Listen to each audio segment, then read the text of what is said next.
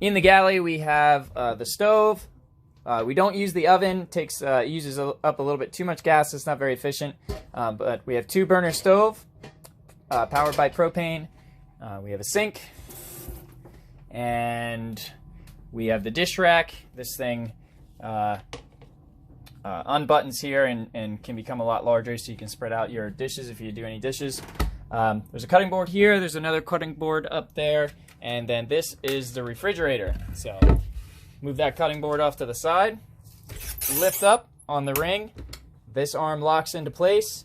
There are some thermometers in here just to make sure everything's nice and cold. And to close the refrigerator, you're going to pull that little button out, come back and grab the ring, and gently lower it down. We don't want this to slam. It's a big, heavy door. It's a little tour of the galley after we just showed you guys how to do the lighting of the burner. 2-burner stove, remember. Up in this cabinet here, we have cups, koozies, might be some coffee up in there left over. Above that cabinet, we have some pot holders. There are some ice cube trays that you can make ice with in the fridge. There's some foil back there. You guys can feel free to explore. In the fridge, there's a very small ice box. And you got to make sure that the fan down there is circulating the air and not blocked. Okay, here's your ice box. These little guys are already ice cubes. They're just kind of reusable.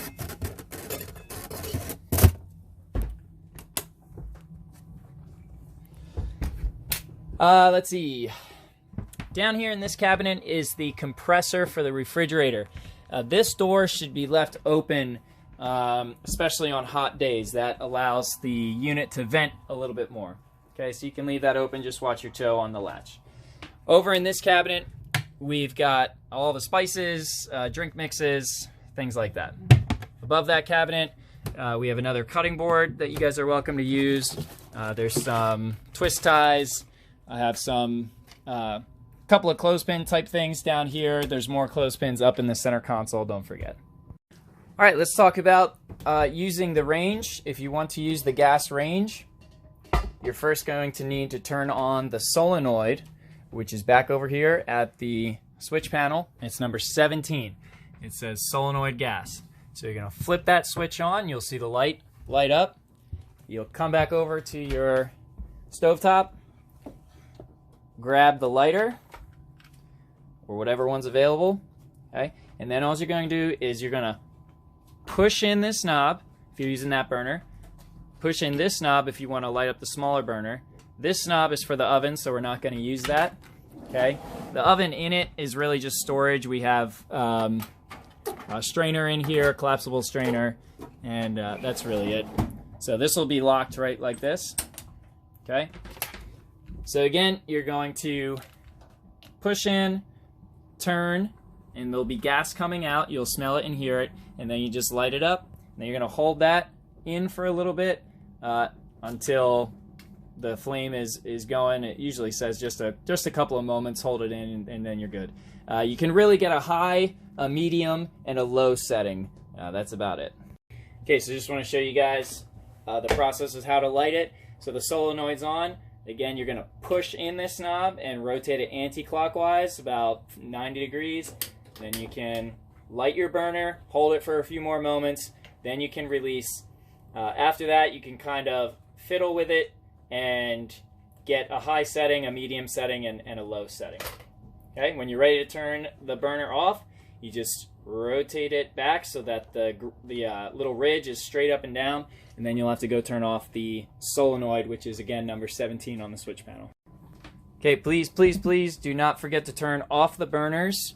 This is in the off position. There's also instructions down here if you forget, but don't forget to turn off the burners and turn off the gas on the switch panel once you're done cooking. Right behind the galley, you can find some more cookware.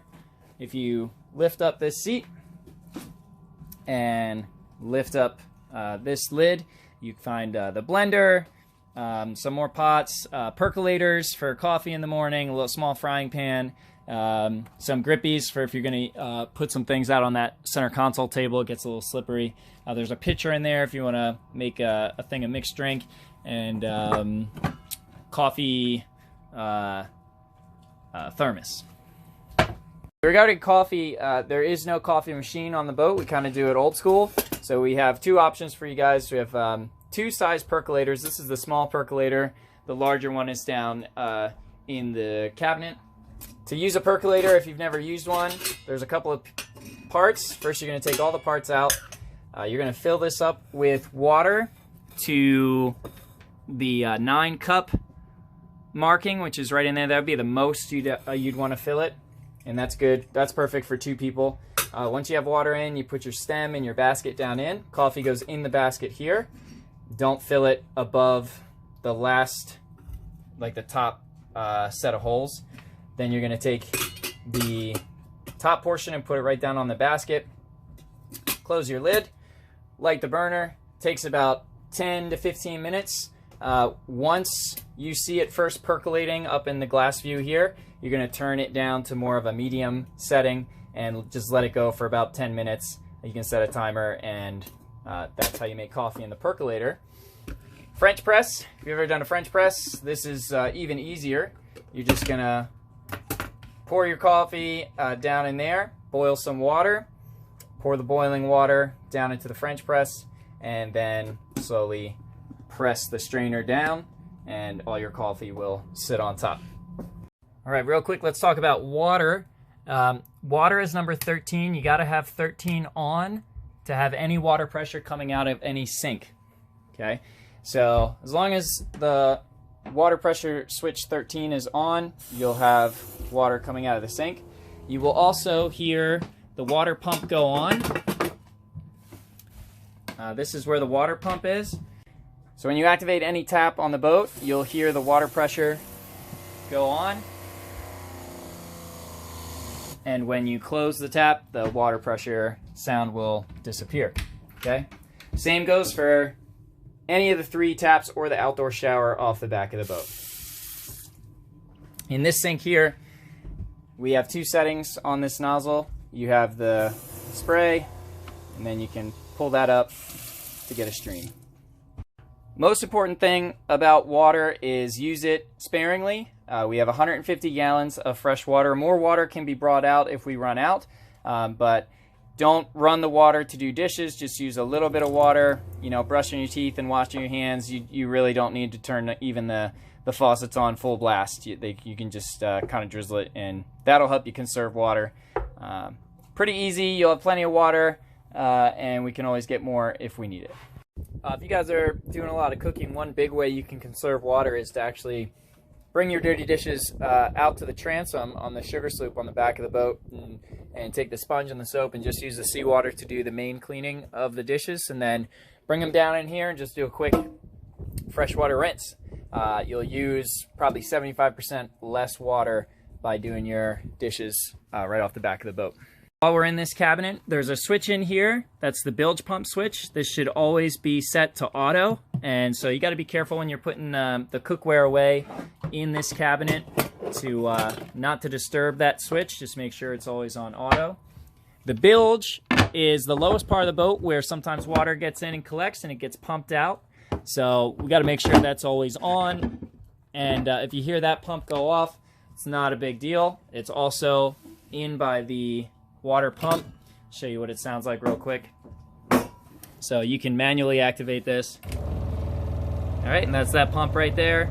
And that will drain any water that collects in the bottom of the boat overboard.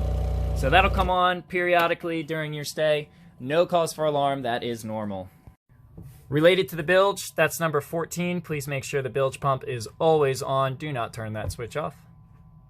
Okay, below the sink, we have our small trash can, which will just open up. You guys can use, there's some cleaning supplies down here as well.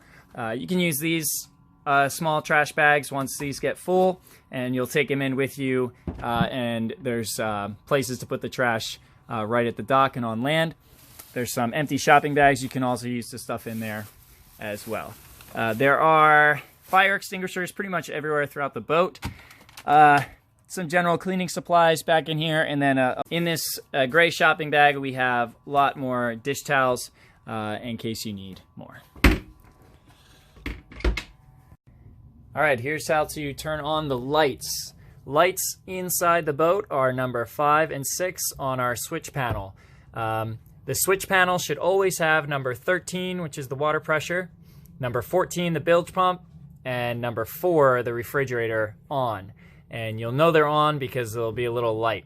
The only switches that don't have any lights are 1, 2, and 3, but you guys won't need to use those switches. So the lights in the house, in the boat, are 5 and 6. Okay, 5 will turn on these LEDs all throughout the main part of the boat, what we call the salon. And 6 will turn on the lights in the aft cabins as well as up in the V-berth. You'll also need number 6 on if you're in the head at night and you want to turn on these lights in the head. Okay, all you have to do is throw that little toggle switch, and there's one here as well. This one will come on. It may delay, but it usually comes right on. Okay, how do we open cabinets aboard sailing vessel Maruquis? You'll see that each of these cabinets just has a hole. There's a couple of hinges here. To open the cabinet, you have to stick your finger through the hole and find the little latch. Okay, if you just try to pull on that cabinet, it's not going to come out. So you have to find the latch, and that'll give you access to whatever's inside. On the starboard side in the salon, we have a little library. You guys are welcome to check out any books or resources I have in there. This middle cabinet is more library and games. By the way, this is the house game here. It's called Shut the Box. You can look up the instructions online. Really fun to play. There's a couple other games in there. And then all the way up in the corner, I usually keep some food in here. You guys are welcome to get groceries and stock it. That one will probably be empty. In the salon, we also have a kind of a little hidden compartment. This is really the liquor well, but inside you should find placemats and things of the like.